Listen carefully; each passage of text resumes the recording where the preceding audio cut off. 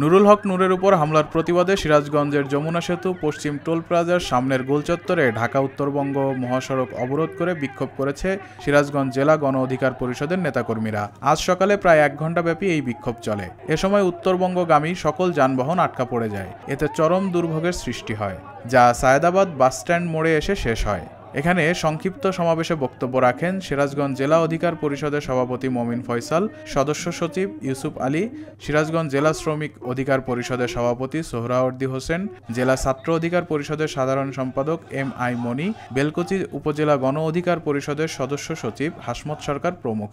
বক্তারা বলেন, নূর ভাইয়ের উপর হামলাকারীদের চিহ্নিত করে দ্রুত গ্রেফতার এবং জাতীয় পার্টিকে অবিলম্বে নিষিদ্ধ করতে হবে। এছাড়া আওয়ামী লীগকে ব্যাক করানোর সকল ষড়যন্ত্র বন্ধ করতে হবে।